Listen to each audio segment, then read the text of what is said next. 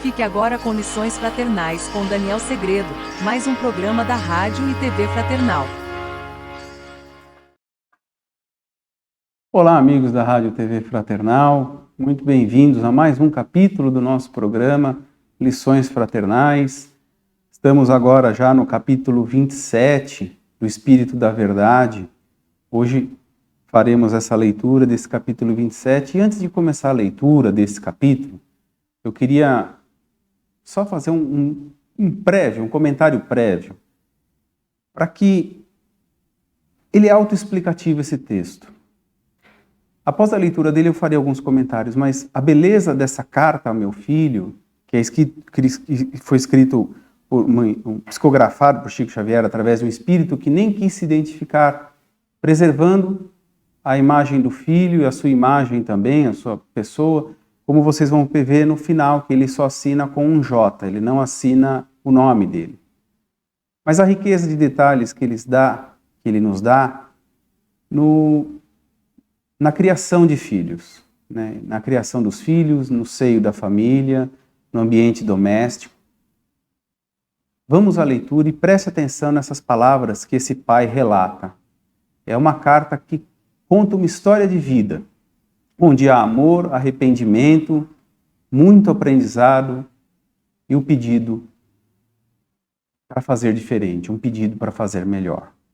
Então vamos lá, capítulo 27, Espírito da Verdade, carta a meu filho. Meu filho, dito esta carta para que você saiba que eu estou vivo. Quando você me estendeu a taça envenenada que me liquidou a existência, não pensávamos nisso. Nem você, nem eu. A ideia da morte vagueava longe de mim, porque esperava de suas mãos apenas o remédio anestesiante para minha enxaqueca. Entendi tudo, porém, quando você, transtornado, cerrou subitamente a porta e exclamou com frieza: "Morre, velho." As convulsões que me tomavam de improviso traumatizavam minha cabeça. Era como se afiada navalha me cortasse as vísceras num braseiro de dor. Pude ainda, no entanto, reunir minhas forças em suprema ansiedade e contemplar você diante dos meus olhos.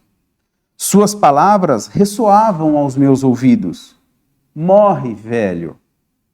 Era tudo o que você, alterado e irreconhecível, tinha agora a dizer. Entretanto, o amor em minha alma era o mesmo. Tornei a noite recuada quando o afaguei pela primeira vez. Sua mãezinha dormia extenuada. Só um parênteses aqui, agora ele retorna e começa a contar a história. Ele volta na memória e começa a relembrar a infância do filho. Pequenino e tenro, de encontro ao meu peito, senti você em meu próprio coração a vagir nos braços. E as recordações desfilaram sucessivas. Você, qual passarinho contente a abrigar-se em meu colo, o álbum de fotografias em que sua imagem apresentava desenvolvimento gradativo em todas as posições, as festas de aniversário, os bolos coloridos enfeitados de velas que seus lábios miúdos apagavam, sempre numa explosão de alegria.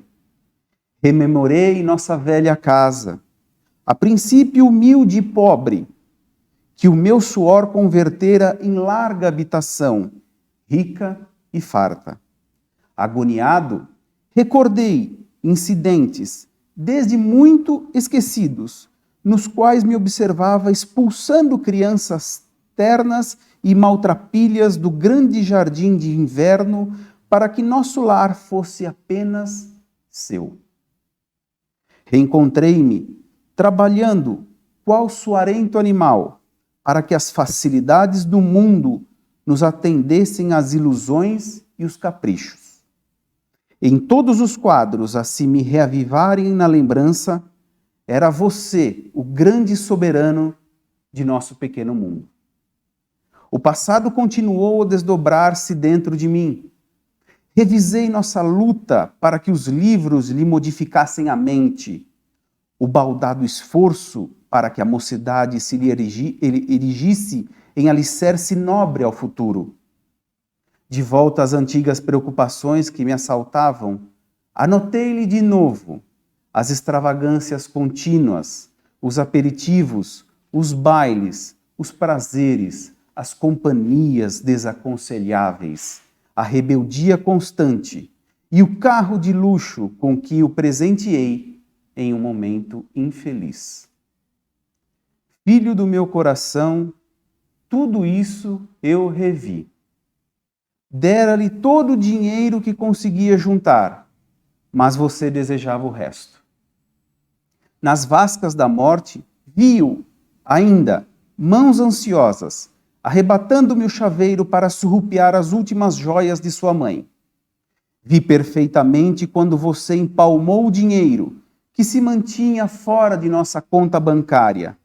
E, porque não podia odiá-lo, orei, talvez com fervor e sinceridade pela primeira vez, rogando a Deus nos abençoasse e compreendendo, tardiamente, que a verdadeira felicidade de nossos filhos reside, antes de tudo, no trabalho e na educação com quem lhes venhamos a honrar a vida.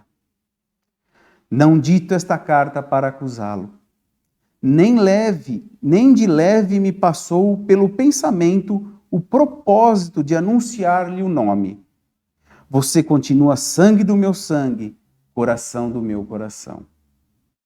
Muitas vezes ouvi dizer que há filhos criminosos, mas entendo hoje que, na maioria das circunstâncias, há, junto deles, pais delinquentes por acreditarem muito mais na força do cofre que na riqueza do espírito, afogando-os desde cedo na sombra da preguiça e no vício da ingratidão.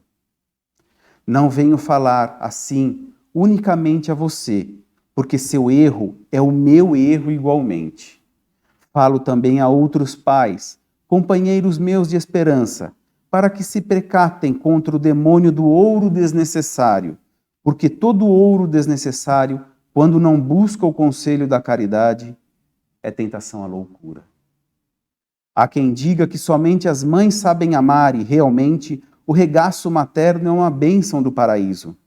Entretanto, meu filho, os pais também amam e, por amar imensamente a você, dirijo-lhe a presente mensagem, afirmando-lhe estar em prece para que nossa falta encontre socorro e tolerância nos tribunais da divina justiça, aos quais rogo me concedam, algum dia, a felicidade de tê-lo novamente ao meu lado, por retrato vivo de meu carinho.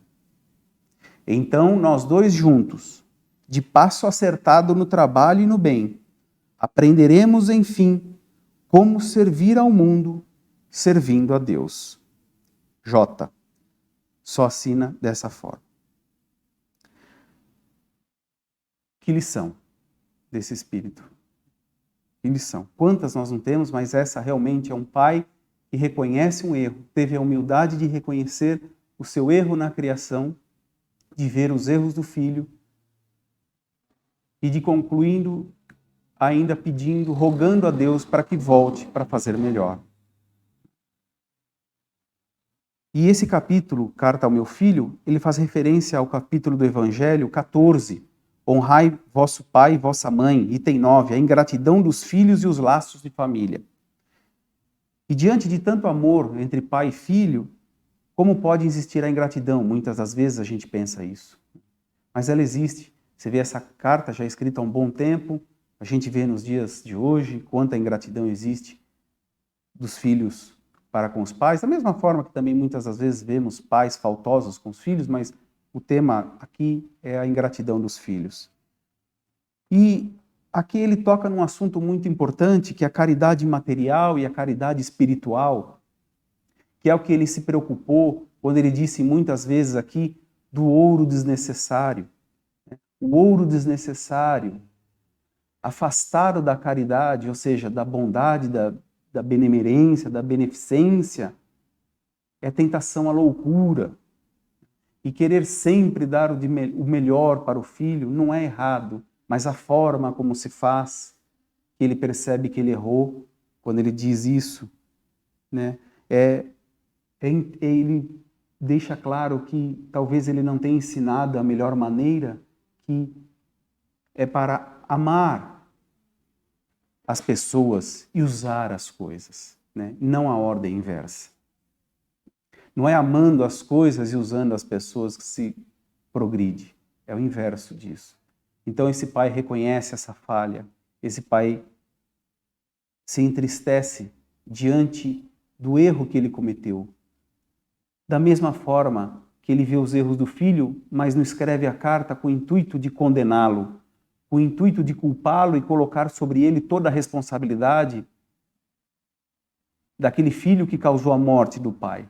Ele, naquele momento, ele ama, e como ele mesmo diz, ele ora com mais fervor ainda no momento da morte, que o filho estava ali tirando a vida, quando ele aguardava o remédio para lhe sanar a enfermidade, o filho veio-lhe e ofereceu o veneno. E mesmo assim esse pai perdoa, porque agora ele enxerga que ele também errou, que ele podia ter feito melhor. E não condena o filho pela atitude. Porque a criança, quando aqui chega, ela vem com um espírito que muitas das vezes pode ser um espírito muito antigo. E aquela criança vai ser moldada como um artista molda aquela argila e faz um belo vaso. Essa criança vem, esse espírito vem também já pré-moldado. Mas aí vai caber aquele pai, aquela mãe, a dar a melhor formosura para esse espírito, nessa nova oportunidade de vida terrena. Então essa é a responsabilidade dos pais para com Deus, o aprimoramento. Que os pais também aprendam com os filhos, que muitas das vezes os filhos vêm para ensinar os pais. O aprendizado é mútuo e constante. E é nessa situação que ele se depara, nessa carta, que ele viu que ele também errou. O capítulo 14, item 9, que fala da ingratidão dos filhos com os pais, o item 9 é escrito por Santo Agostinho. E ele diz assim que a ingratidão é um dos frutos mais diretos do egoísmo. Revolta sempre os corações honestos, mas a dos filhos, a ingratidão, dos filhos para com os pais, apresenta caráter ainda mais odioso. Ou seja, é onde se espera o maior amor possível e aquele amor adoece por uma falta de compreensão, por uma falta de entrosamento, por uma falta de companheirismo, por uma falta de ensinamento. E ele conclui, é em particular desse ponto de vista que vamos considerar para lhe analisar as causas e os efeitos. Por isso, então, os laços de família que fala do Evangelho é o que acontece. Nós temos o hábito de dizer aquela frase, filho de peixe, peixinho é. Através do Evangelho, da doutrina espírita, a gente vem entender que essa frase não é tão certeira assim. Porque nem sempre o filho de peixe, peixinho é. A aparência, a fisionomia, sim. Mas o comportamento, a postura pode divergir muito de um filho, de um pai, de uma mãe. Quantas famílias não vemos? Como já discutimos, debatemos aqui em lições anteriores, que pais que são extremamente honestos e os filhos desonestos, ou vice-versa. Mas isso faz parte do processo reencarnatório. Isso é o que tanto falamos de aprendizado. É o aprimoramento, é o burilamento que tem que existir dentro de cada um de nós para que eu não vou mudar o outro, mas eu posso te ensinar um caminho melhor. Eu posso te mostrar que existe um caminho onde o jugo é leve, como disse Jesus para nós. E Jesus deixou que ninguém vai ao Pai senão por Ele. Então nós temos um caminho a seguir. E juntos, somos todos dependentes uns dos outros, podemos aprender melhor e caminhar juntos para evoluirmos ainda mais e melhor. Então, Não nos esquecemos que a escola tem uma função primordial na vida dos nossos filhos, que é a alfabetização. Mas os pais sempre vão nos educar. Eles vão dar o que eles têm de melhor, pode ter certeza. Que essa é a função deles. O compromisso deles foi traçado com Deus. E eles têm essa função de educar, e a escola de alfabetizar. E o ensino dos pais, o ensino moral, o ensino material, o necessário, a diferença do necessário para o supérfluo e aquele entendimento de que meu filho não pode passar por frustrações, mas ele tem que entender que ele não é o único aqui no planeta e que ele vai encontrar pensamentos e posturas diferentes, mas que o mínimo que ele pode fazer e o mínimo que ele tem que fazer é respeitar. E o respeitar é uma exigência do amor. A maior lei que o nosso Pai Celestial nos deixou. Deixo aqui o livro Pensamento e Vida, no capítulo 13, que chama Filhos, que diz assim: tratá-los à conta de enfeites do coração será induzi-los a funestos enganos. Faça a sua reflexão, leia o Evangelho. Eu vou ficando por aqui. Obrigado pela sua companhia e até o próximo programa. Fique com Deus.